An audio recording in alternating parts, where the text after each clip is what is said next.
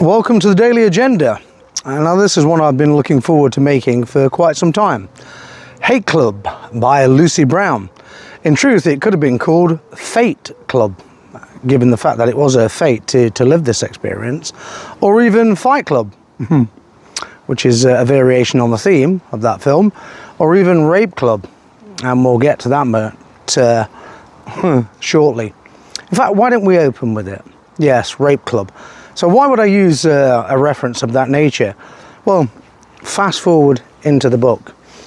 You have to get about 60% of the way into it to discover that Lauren Southern was raped by Andrew Tate in Romania, and he claimed he was paying off the police and therefore she would get absolutely nowhere with a rape allegation. And obviously the introduction was made by one Tommy Robinson, alias Stephen Lennon, or is it the other way around? I mean, goodness me. How many names he uses? Tommy 5 names, Tommy 6, 7, 8, 9, 10 names. Well, read the book. You'll find out how many names Lucy Marion Brown says he uses. Quite a few. Absolutely. Yes, interesting, isn't it, for the man who's commonly known as Tommy Robinson. But yes, and then obviously the incident in the hotel room where Tommy slipped Lauren Southern cocaine and got her smashed on alcohol and then tried to have sex with her. All of which he denied, obviously, later. But it's all there in black and white. This is not my allegation. This is Lucy Brown's allegation. And she lived through the years of the Hate Club. So why should we not take her seriously? Well, of course, Tommy's fanboys are not going to take it seriously, are they? They probably won't even read it. Because, oh, it's written by the dreadful Lucy Brown, the woman who betrayed poor Tommy of Ali Dawa and then came back and saved his bacon with the panodrama, which seems to have been mostly her idea from what I can see. But not according to Tommy. He's changed the story yet again. So is the book worth reading? Well, you may think just from that opening ambit that, wow, this is packed with saucy, explosive material. Yes, it definitely is. But more importantly, it's the way a book is written. And the book is, I would say, very gripping, you know, not hugely gripping, but very gripping until about 60% of the way through. And the reason why it then starts to drag and slow down is because Lucy is accurately recording the fact that she got mission creep. Mission creep is what happens when you go into an organization or a movement or a cause and full of enthusiasm and optimism and excitement, and then the reality of it dawns on you, and thus the mission creep begins until eventually you just feel like you want to give up, and that's exactly what you do. You walk away, or just collapse, or just get taken out, depending what type of organization you're in. You know, so yes, the mission creep sets in, but even so, even after the mission creep has set in, it's still infinitely readable. It's very well written, in truth. Certainly better written than anything Tommy's produced, and that's another thing we learn in the book. It's not something I needed to learn because I already knew, but yes, is that Tommy hasn't written the vast majority of the books put out under his moniker. That's no surprise at all, is it? I mean, I made a show recently in which I said that manifesto, ostensibly by Tommy and McLaughlin, that communist, was actually written by Douglas Murray.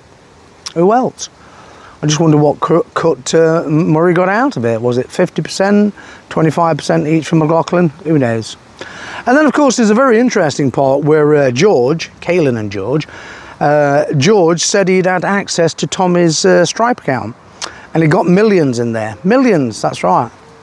Absolutely. From grifting. Grifting in the common parlance means donations, the donations scam. And whilst at the same time, after his departure from Rebel News, Ezra of the Levant, he claimed to his team, you know, Lucy, Ezra and George, that, well, he couldn't pay them because basically he'd got no money in it, bruv. But he'd got millions stashed. And, of course, what's happened to that money now? I think the ex-wife, the so-called ex-wife, Jenna's got it, hasn't she? You know, after that fake divorce they went through to ensure Tommy didn't have to pay out stacks of cash in the High Court libel case. A matter of principle, apparently, according to him. But and the word is that once that bankruptcy period has expired, they'll be remarried. Well, who knows, but you can be absolutely certain Jenna won't be keeping the money. And that's another point, is because this is not actually covered in the book, is Jenna was struck off from Companies House recently for false accounting to the tune of over 1 million. Absolutely. It's just everywhere, isn't it, this grifting, you know, fraud, false accounting, deception, lying. And that's one thing that comes through repeatedly in the book, is the extent to which Tommy spins lies, and that the old mythos behind Tommy is just completely and utterly contrived. And what Lucy makes quite clear is the fact that she regretted, whether she still does now or not, I don't know, but she did regret, once in the eye of the storm, i.e. actively in the hate club, being responsible for building the mythos of Tommy Robinson, the myth of the 21st century, is it? But oh man, honestly, come on, you know. And she also portrays him as not being very bright. Well, he's got low base cunning. He's clever. He may not be bright academically, but you know, he's clever enough to scam people for millions. You know, that takes some doing, doesn't it? But then you know, you've got to bear in mind that, you know, he's been through the Bible grift with Ezra of the Levant. You know, one of the biggest grifters, if not the biggest grifter in Canada. So yes, absolutely, no one should be surprised by that money stashed there, and the fact that he didn't pay them until he got out of his pantomime prison sentence after the stunt at Leeds Crown Court, which completely staged because he needed some clickbait, which is exactly what I said at the time. And that's an interesting thing about Kaylin, is because, you know, I remember Kaylin spinning a fairy tale that when Tommy was shipped from Hull to Leicester, that Tommy was thrown into a prison that was, like, I think it was 89% Muslim. Well, HMP Leicester has never been 89% Muslim, and I was in HMP Leicester a year after that, and I can absolutely assure you, and I was there obviously for thought crimes, 30 words and all that business, all that malarkey, innit, Gavna? And it definitely wasn't 89% Muslim. In fact, it wasn't even 10% Muslim. So, and that was something that I actually pulled Kaylin up on at the time. You know, his atrocious lies all over Twitter, and that's all part of building the mythos of Tommy Robinson, so that they could rob and sob even more millions of people for even more millions in donations. You know, Kaylin and George should hang their heads in shame, in my opinion, but they won't, obviously, because they appear not to have any shame. Kaylin's gone off and reinvented himself in the Ukraine war, which was once a subject very close to my heart, but not anymore. A fact which I've detailed in the reasons why. And George apparently is sailing around the Mediterranean on a super yacht, you know, trying to pretend it never happened. Whereas Lucy is left with the legacy of it. And that's a good thing in one way, I would say, for Lucy. Because, you know, she's actually produced an infinitely readable book, in my opinion. And it is absolutely damning. It's considerably more so than the book written by Nick Lowell's Tommy. And people say, oh, you didn't read that, did you? Well, yes, I did read it. Yes, absolutely. See, I have this habit of reading what the enemy prints. And I have this habit of studying their tactics and strategy. And also watching the garbage they produce. Because, you know, that's how you get to understand your enemy. That's one of the ways in which you get to understand your enemy. Of course, the dumbos, they don't see it that way. Oh, it's just it's not a Tommy fanboy, can't read that. You know, this is a place for intelligent people, I would say. And that's the reason why I'm making this podcast. It's not just to pump and promote Lucy Brown, or a book in actual fact. I think it's a very useful way to understand the reality of what happens behind the scenes in the Rob and Sob grifting organisation. And we're all well acquainted with it. I mean, I've made, you know, several podcasts about it. And for those clowns who keep saying, oh, stop using Tommy's name to build up your channel, get something straight. Get something straight. The videos I make about nationalism and espionage and Odinism attract 3 to 4 times more views to this channel than anything I make about little Tommy Robinson. In fact, making videos about Robinson does my channel no good whatsoever. If I wanted my channel to grow exponentially, massively, rapidly, I'd transform it into a Rob and Sob worship forum. And then, of course, the subscribers would be flooding in their thousands, as would the monthly stipend from YouTube. And I'd have a flock of new fake friends, and I don't want any of it. I'd rather do the truth. And so occasionally I will make videos about Rob and Sob, and we'll continue to call him Rob and Sob because I find it hugely entertaining, in truth, and also damningly accurate, because that's what he does. And if you read the book, you'll understand why. I mean, there's so much in the book that is damning.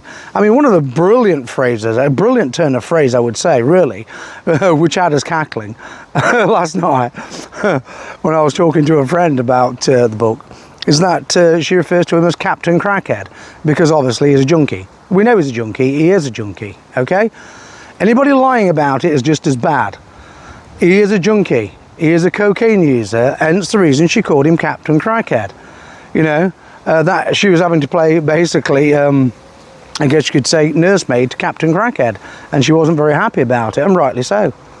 Yes, you know, it, in many ways it's an absolutely appalling turn of events, particularly of the Dawa affair, you know, where Tommy blamed Lucy for inviting him when in actual fact it was Tommy's idea, because Tommy always blames everything else, and his dimwits who adore him because they have no ability to reason and think independently and question anything that's presented to them. They just swallowed it, they believed it, and some of the abuse that was levelled at her was sickening. Absolutely sickening, cowardly, typically cowardly. I know I've been on the receiving end of it from the same scum, quite frankly. And so, is it appropriately titled Hate Club? Oh yes, absolutely, most definitely. It's into a world of hate, without a doubt. And don't think that this hate is just the right, the centre right. On the contrary, no, it's all about the left, the hateful left, you know, and the phony moral superiority all of these groups contrive to justify what they're doing. So as me, I have a totally different attitude towards it. You know, there are good and bad on both sides, but you know, I'm totally opposed to leftism, and that's all there is to it. But am I a perfect human being? Absolutely not. I don't want to be one, never met one, never will. Okay? And in essence, I guess that's what Hate Club is all about, i.e. perfect human beings do not exist.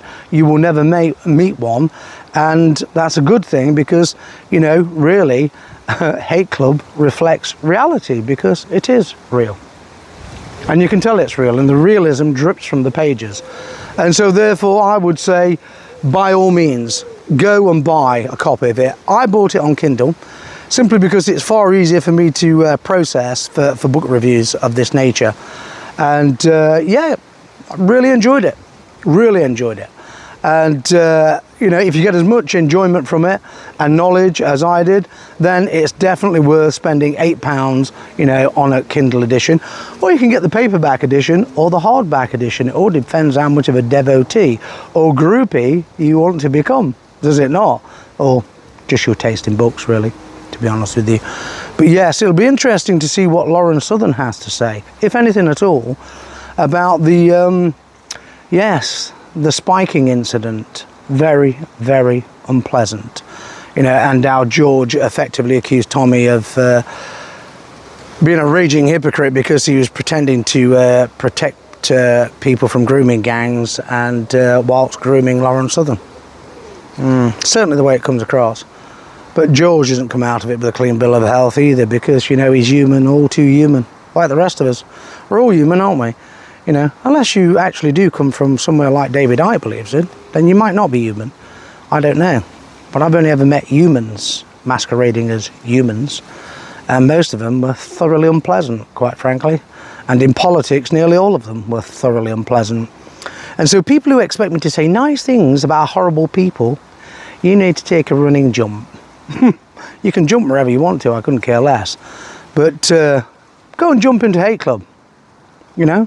Maybe that'll satisfy your need for hate, the lust for hate. And then, you know, the final question is hate any more or less necessary than love?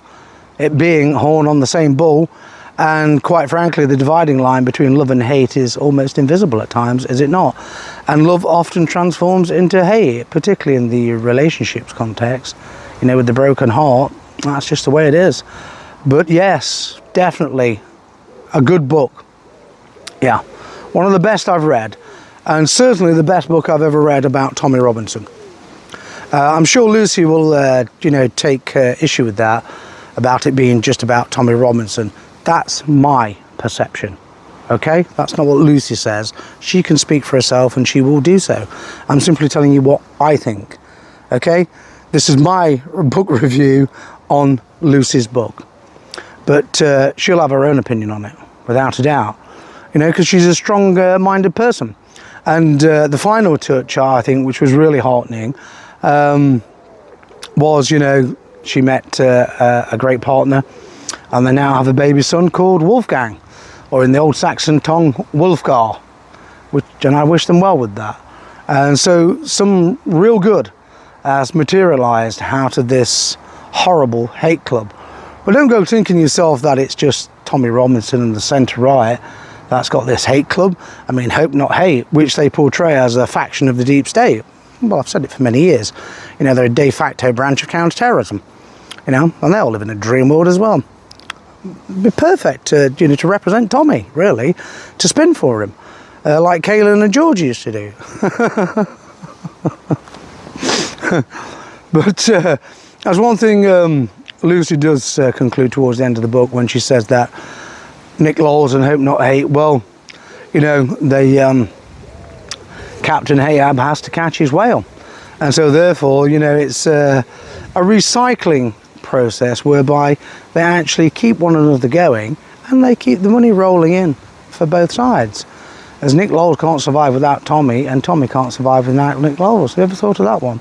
Perhaps you haven't, perhaps you should, I would say. But absolutely, read it. That is my honest opinion, because, well, you're not going to read anything like it about Tommy anywhere else, and all the fawners and grovellers around him. I absolutely guarantee that. And for that alone, Lucy deserves our support and our praise for having the courage to be so honest about the hate club, and also the fact that she left the hate club.